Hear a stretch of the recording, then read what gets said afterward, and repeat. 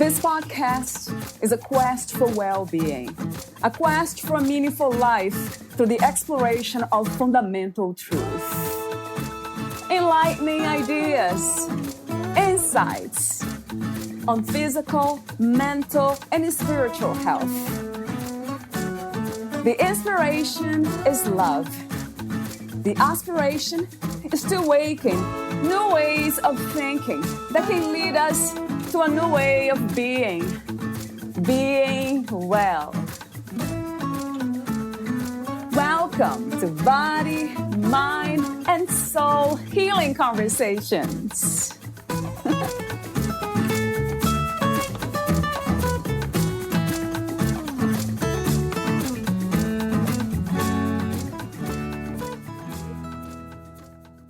A loving and encouraging relationship with yourself.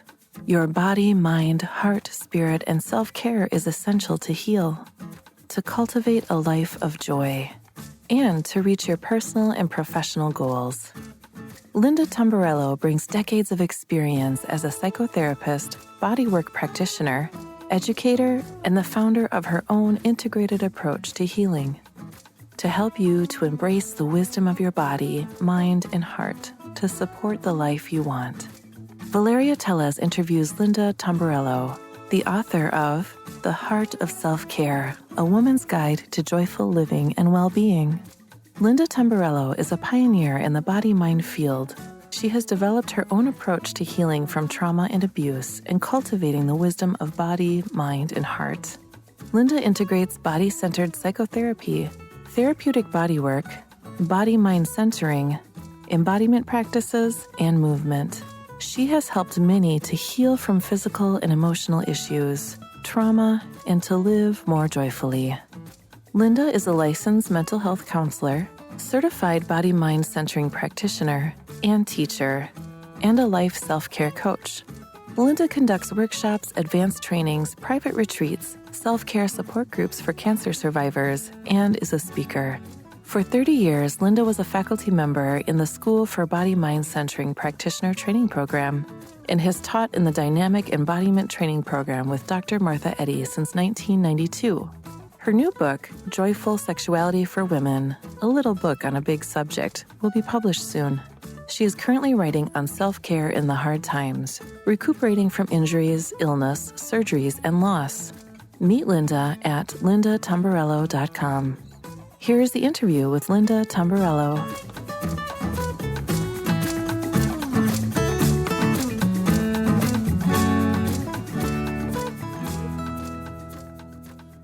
In your own words, who is Linda Tumbarello? Well, Linda is, I'm a woman, and I am just dedicated to living as fully as I can, fully embodied, connected to the earth, leading from love.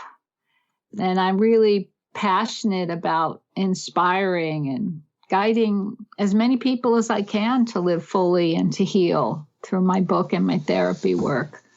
It's also really important to me to empower women to feel safe and good in their bodies, to feel their bodies as sacred no matter what they have experienced.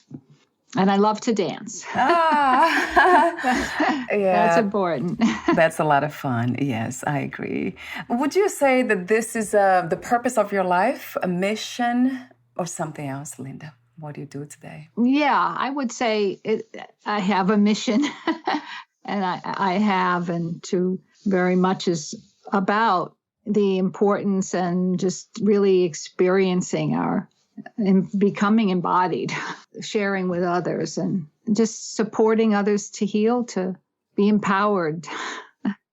What is healing to you? How would you describe what healing is?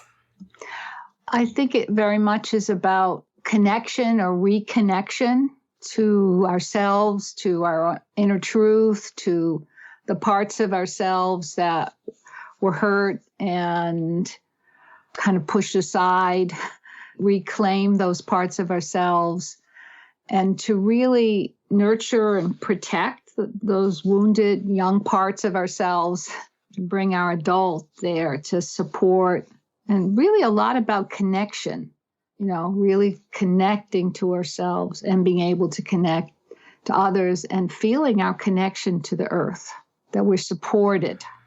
Why does it happen, this connection, Linda, this feeling of this connection? I think partly because there is a big split, between the mind and the body that doesn't have to be there, but is very much a part of many cultures, and that we have the sense of, instead of being inside ourselves, and I think we're often outside of ourselves, experiencing ourselves from the outside, from how we look. I think particularly women, I think that's why I wrote a book for particularly women, or how we're supposed to look, what we're supposed to be like, what expert we're supposed to listen to. And that takes away from, connecting to ourselves and what's important to me. What does my heart have to say? So true. How does my heart lead me?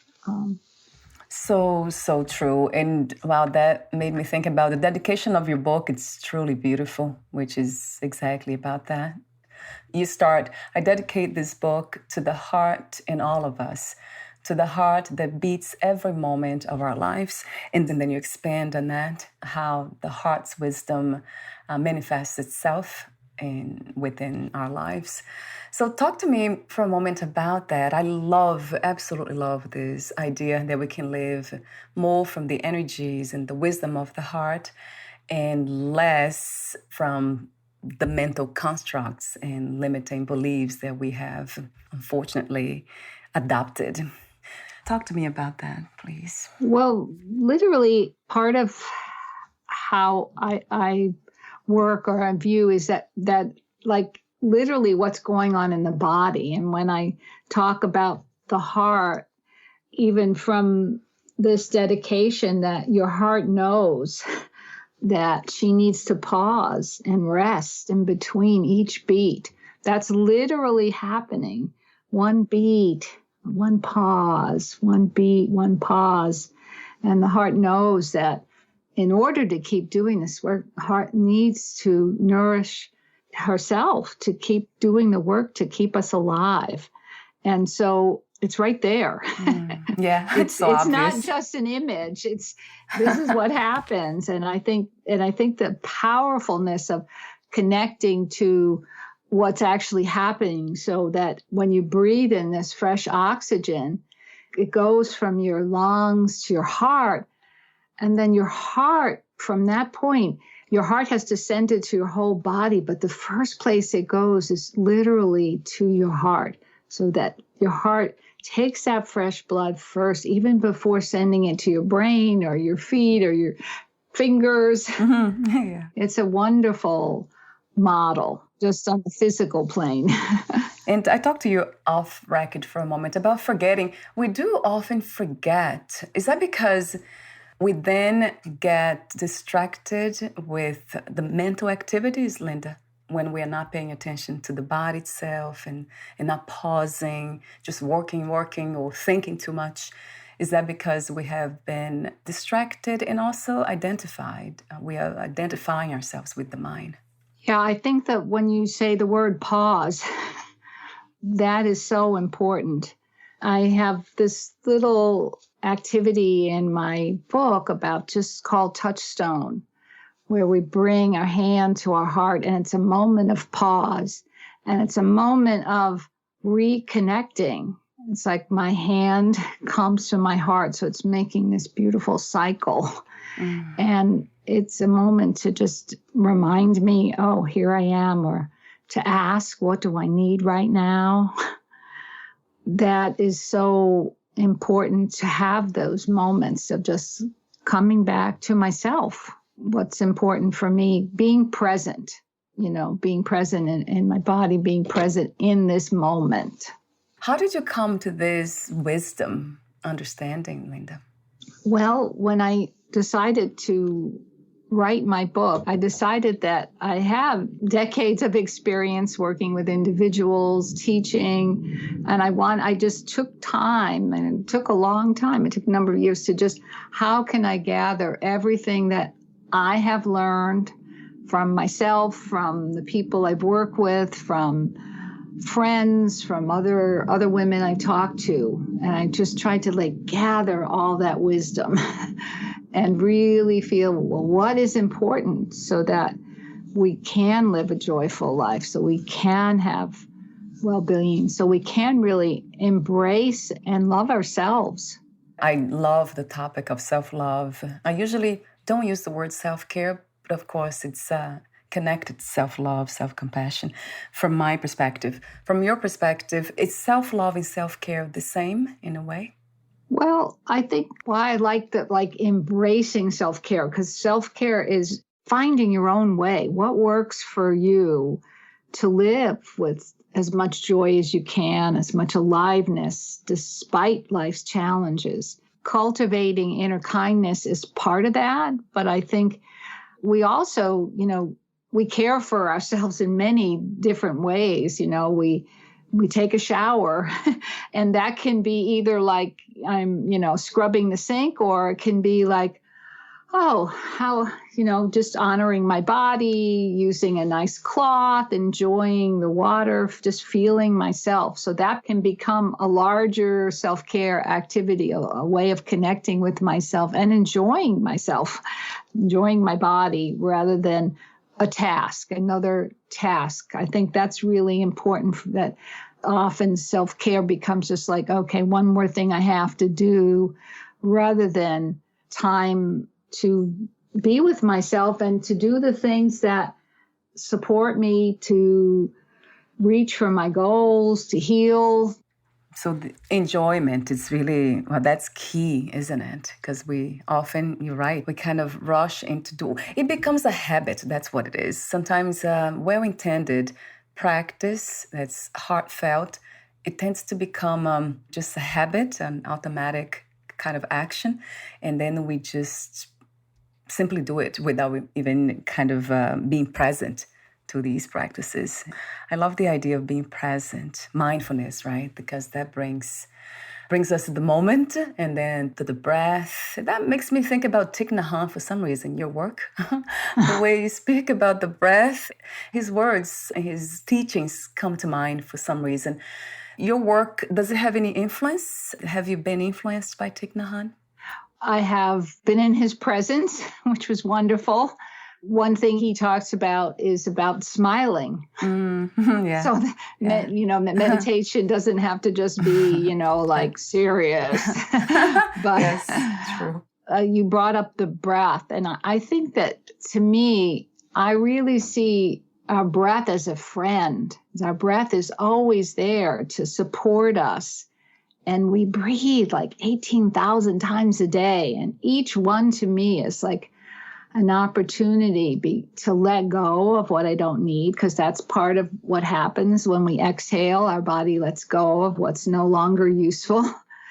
And when we breathe in, to breathe in what we need, calmness or gentle words.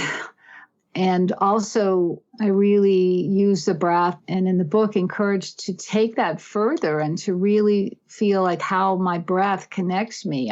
There's a little activity there about sending my breath to a tree I can see or a plant in the room, which feeds that, and then really allowing myself to absorb the nurturance, the life force of the plant world around me. And I think it's very important in terms of nurturance from breathing or food. A big part is, can we as women really allow ourselves to be nurtured and nourished? You say, we as women often direct our attention and energy toward caring for the needs of others. And then in your book, you say, I invite us, women, to imagine how good it would feel to receive some of that attention, nurturing, tending, concern, and support that we are so good at giving to others.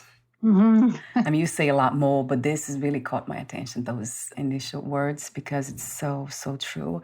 And is this something we have been programmed and conditioned to do, right, Linda, as young children? Oh, yes. I think as very, very young, that women are taught to focus, to care for others. It keeps being reinforced. And also there is some kind of difference in that. Well, I can either nurture myself or nurture somebody else.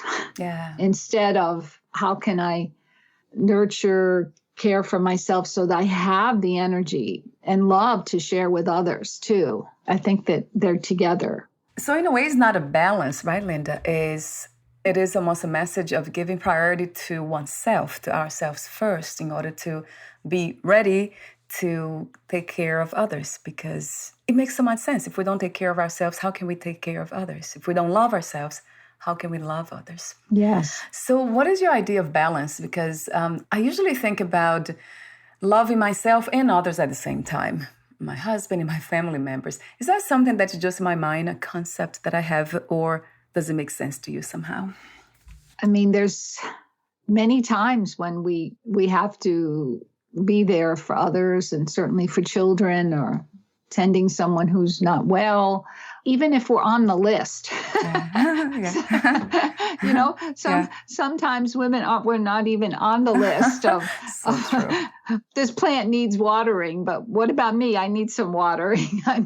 I need some sunlight, or so I think it's just sort of both can be present, and it's also that being open to and being with people who can nourish us too, and being able again to take that in. So receive and being open to that care is really important too. Is this something that we have been taught as well, by being conditioned to give love? We have closed ourselves and to receive love. I'm just trying to understand that. In some ways, we have to be open to receive. Yeah, so true. And if we've been hurt, if we've experienced trauma, if we've experienced abuse, if we've just been hurt by other people who love us, you know, it means being open to receive. Even our breath. I mean, so many of us hold our breath. Yes. and you know, so there's something about it, a sense of openness to receive. And sometimes, you know, also asking for what we need is a big one. Knowing what we need, I think in terms of women, that's also part of it. What, you know, I have one of the practices in my book is discovering what you want and need. If you have focused so much outside of yourself, you may not know. So listening to yourself about what you need, and then also asking. Sometimes people can be simple. You know, could you make me a cup of tea? Sometimes at the right time, that can just be so touching. And maybe you need to ask somebody, or if you have a loved one in your life, let them know, you know. So you wrote the book, The Heart of Self-Care, A Woman's Guide to Joyful Living and Well-Being. Did you set an intention before writing the book or during your writings, Linda? I think I mentioned that a little before. My intention was to just gather all the wisdom that in myself and in others, and was really to also offer something different, because there's so many books on self-improvement, on dieting, on exercising, on, you know, how you should look. And there's just tons of books like that. And, you know, a lot of times when women will, you know, start an exercise program and it's maybe something they don't like and it's too much for them.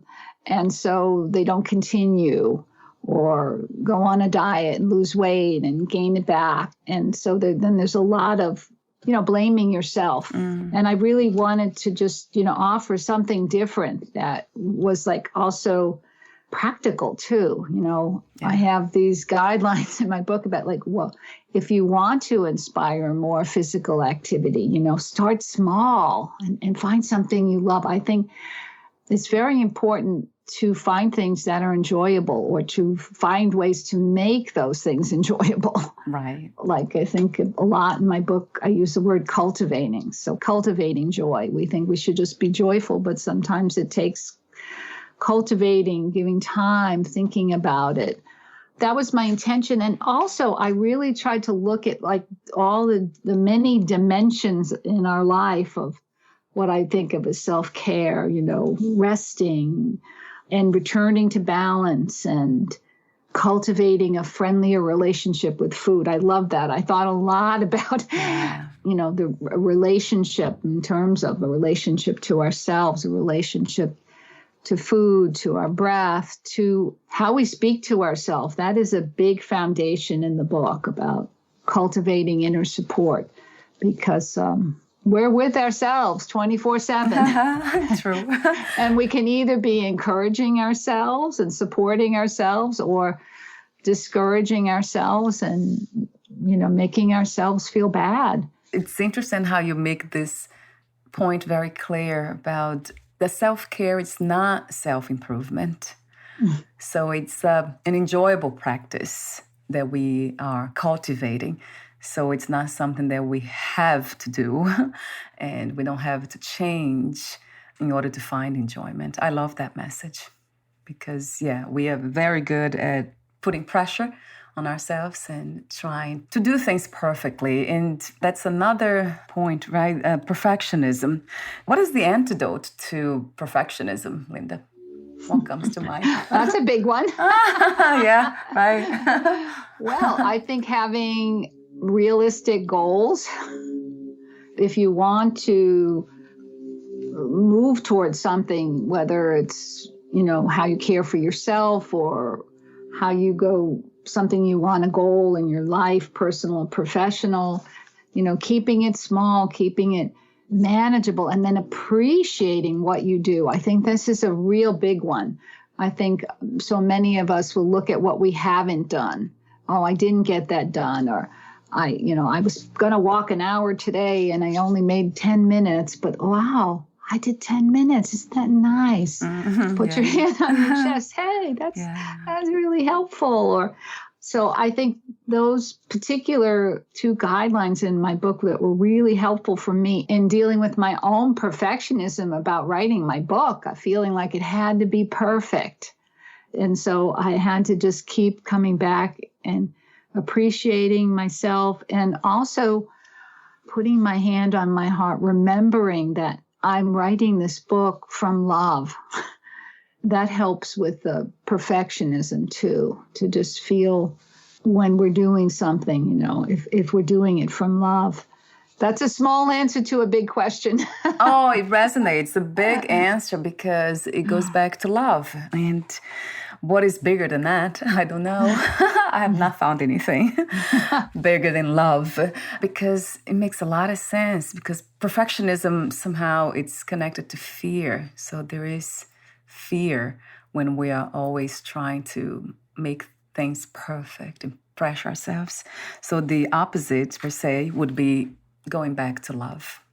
So talk to me about the 5-minute helpers. I love the title too.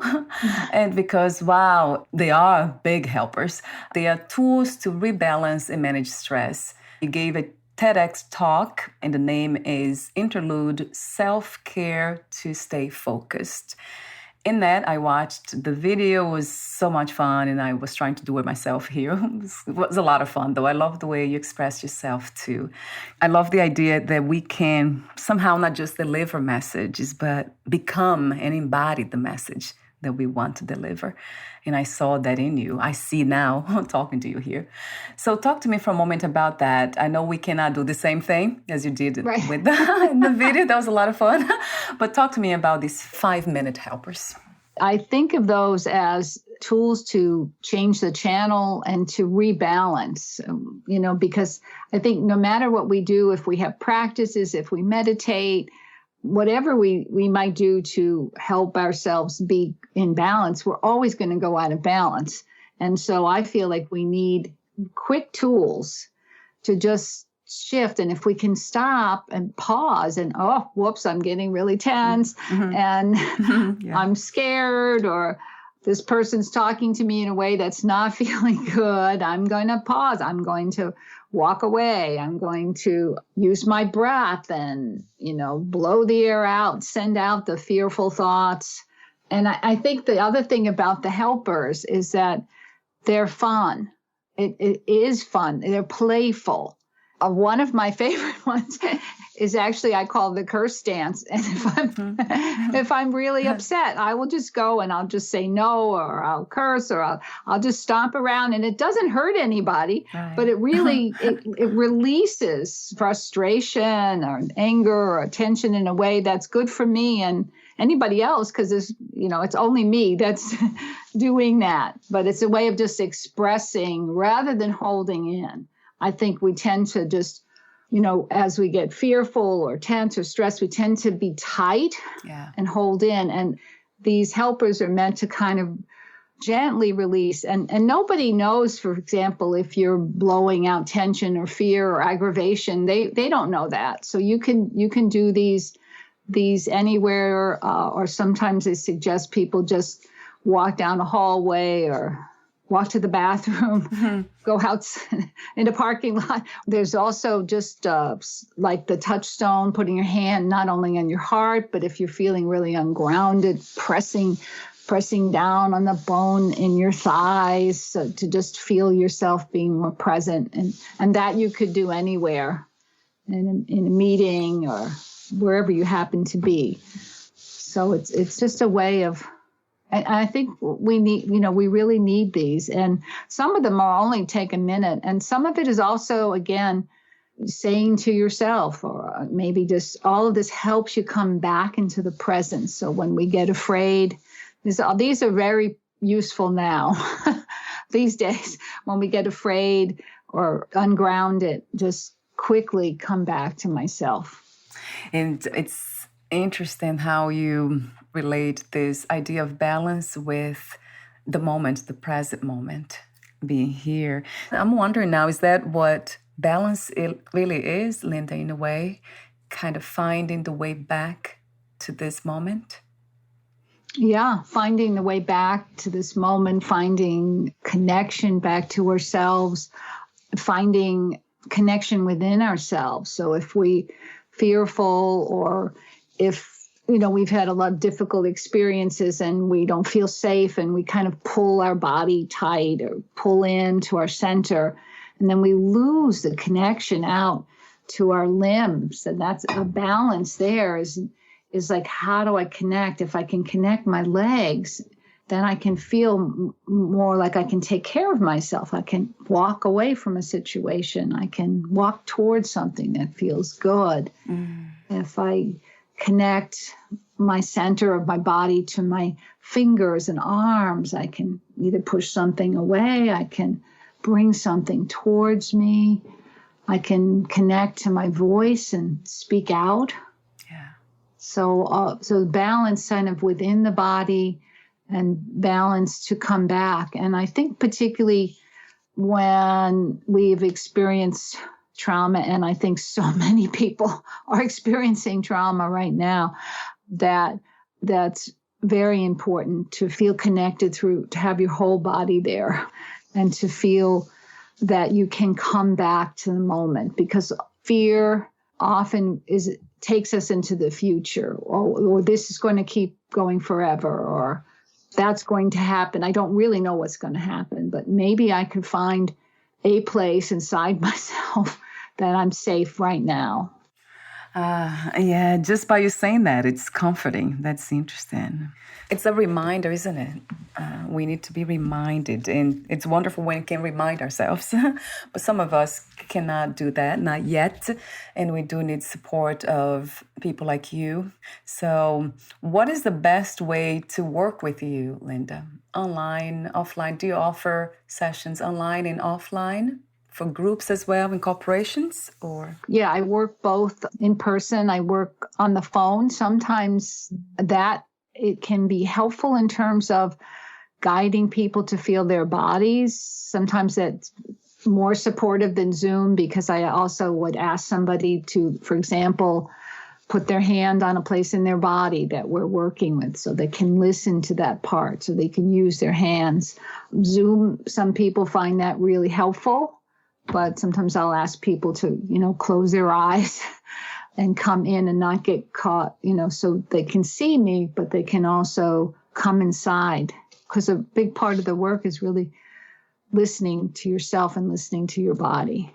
Is your work also spiritual? Do you have any spiritual belief systems or practices?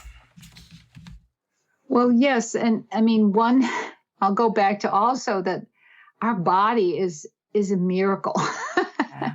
Is of all these parts, systems working, communicating. It's just amazing. So there's that takes me to spiritual experience. I also very much have work with the chakras and the energy centers, connecting our body to the energy centers and coming through movement and imagery. So that's very important to me. I mean, I do have a sense of connection to spirit through the earth very much and around me.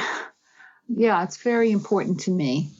And I really see a deep connection between body, mind, and spirit. They're not separate to me. There's a section in your book that's called Find the Heart of Self-Care, the 5 practices. We have been talking about them. 1 is cultivate inner kindness and love. 2, cultivate joy. 3, discover what you want and need. 4, listen to the wisdom of your body. And 5, cultivate inner support. Would you like to expand or talk to me about any of these practices, 5 practices, Linda? One that caught my attention was the cultivation of joy. The question is, do you see a difference between joy and happiness? I think of happiness as more of a state, and joy can be a state too, but it's more specific sometimes things that we can feel. I mean, really important part in that chapter is to just wake up in the morning and ask yourself. I think a lot about how we start our day is really important to whether we have joy, whether we have, get off the bed in the wrong foot. Mm-hmm. Yeah. To ask the question, what would bring me joy today? And to come up with something, that's, maybe bring me joy to go to the Caribbean today, but that's not going to happen. But what can I do? Okay. Can I sit out? And I did that a little bit today. I live in New England and it's cold. I found a place to sit just recently that's really warm by my front door. Sometimes I put on lots of clothes and I sit out in the sun because it just feeds me. It brings me joy. I mean, all of these practices are like they're a foundation, but they're not necessary. Some of them are things to do, but a lot of them are just things to think about, like a question. It's not so much, what would bring me joy, or to just notice, I need inner kindness, or to ask the question, what do I really need? Or to listen. So there are things that we can do, but there are also things that we can say to ourselves and just think about. I start with that because I feel like those are sort of foundational. And with any of the book, I really see my book and hope my book is like a friend, and that you come, okay, maybe you need a little more joy, or you really having trouble knowing what you want. So you open up that little chapter, or you want more physical activity and you look at that, or you're very stiff and you look at the chapter on oiling and moving your joints in a wonderful way. Or that's part of how I wrote the book. A part of the intention is that there are these practices, there's simple guidelines, there's the 5-minute helpers, and then there's just, I really need to rest more. Or I have about relationship to time too. I think a lot about relationship, tell me about it. And how our daily transitions. And that's a big thing that a lot of people don't think about, but that's often the stress moments. When we wake up, or when we work, or when we leave work, or when we come home, or when we're trying to go to sleep. That's a big one for me, though. It's interesting that you mentioned. Not my relationship to food, that's very good, but relationship to time. It feels to me, Linda, that the more present I become, the more time disappears. It's really a challenge to be present and on time. I noticed that. Right? Does it make sense to you? Oh, yeah. I just get lost completely in the moment, and I just have no idea what time it is, and then I'm often late for everything. I mean, I work with the team, so it helps because we keep each other really committed to what we have to deliver and do. But when it comes to me doing whatever it is on my own, then it's really, it's interesting how time disappears. So, I don't know what to do when it comes to that, I guess. Yeah, do you have any suggestions? Well, I've something I've worked on. One thing that helped me is I would think about, okay, I'm going to get there, to my office 15 minutes early today so that I can take a few minutes to stretch or whatever. And then I would be on time. I would have a different goal, like, okay, I'm going to get there 15 minutes early or that time. I could, use sometimes.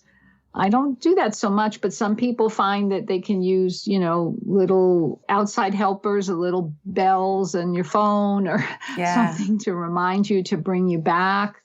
I think also, again, just pausing, and getting so involved, but just taking a moment to pause. Okay, and to even ask, how do I feel right now? Oh, let's check the time. Right. Am I hungry? Am I cold? Am I hot? Just those kinds of little pauses, I think, are so important. I think that's helpful for time. I think it's been helpful for me to check in about time that way. I'm listening because I need that. I need that assistance, definitely. Yeah, so pausing, that's, I got to do that more often. So we're almost at the end. Thank you, Linda. Thank you for everything, for what you do, the beautiful book that you have written. I love the way you said that, because the beautiful description is like a friend. And it's true, a warm friend. So we're almost at the end. I do have a few more questions for you, the ending questions. Before that, I know you have a new book coming up, Joyful Sexuality for Women, a little book on a big subject. I love the title too. So I'd love to interview you on this one. That will be later on. But talk to me for a moment about this book. It sounds interesting. That book was going to be in my book, but my book just kept growing and growing because I felt that sexuality was an important part of a joyful life. And it's a small book. It's really very much about feeling good about yourself. I feel like women there's so many misconceptions that women are brought about what they're supposed to be like, look like, how they're supposed to be in relation to their sexuality, what they're supposed to feel. The part of that theme there was to come back to yourself, and to feel, how can you feel good about your body, about who you are, how you can feel sexy for yourself, just to feeling good, feeling alive. There's a short chapter about sexuality and sexual abuse, taking care of yourself in that way, finding that pathway to feeling good about yourself that way. And also sexuality after having cancer too, which is can be difficult. It's a lot about feeling good about your body. It's not so much a sort of a sex manual. There's plenty of those out there. Yeah. But it's just a little book about how do you feel good about yourself in that way, and not expecting yourself to have these really unrealistic expectations of who you should be as a sexual person. Yeah, it goes back to the fundamental message of reconnecting with ourselves, right? In a kind way, isn't it? With love. I love your message. I love what you do, Linda. It's really beautiful. Thank you again. Thank you. And before we end the conversation today, would you like to add anything else that we didn't discuss, or read a passage in your book? I'd like to just ask if people want to do this, if you want to place your hand on your heart. I'd like to end with just a touchstone. And what it is to place your hand on your heart. And this is at the end of my book. Let these words from my heart fill your heart. May you continue to develop a kinder relationship to yourself and enjoy each day more fully despite the challenges and obstacles that present themselves. Your heart knows that you deserve to have all the joy, well-being, and nurturing you want. So remember to connect to your heart with this touchstone anytime, anywhere. That's a beautiful prayer. That's what it came to me, the word. Yeah. Yeah, it's a beautiful prayer. What is another word for life? Life is movement. That's one reason I love to dance and I love movement, because life is change. And I think movement helps us to flow with the change. So I guess flow is another thing I think about. In other words, I can't come up with one word, but you. Flow, energy, movement, and change. They all resonate true to me. And before we say goodbye, where can we find more information about you, your books, products, services, and future projects, Linda? Well, it's lindatumbarello.com is the way, and my book is there, and future classes I'm going to have. And that's a place to reach me. Wonderful. I'll have the link on your podcast profile too. Thank you so much again, and we'll talk soon. Thank you. This was really special. Yeah, I feel the same way. Bye for now, Linda. Bye.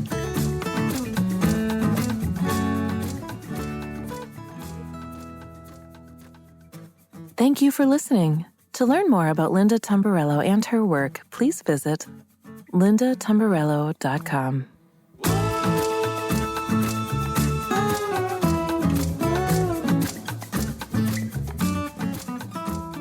To learn more about this podcast, please visit fitforjoy.org/podcast. Thank you again for listening, and bye for now.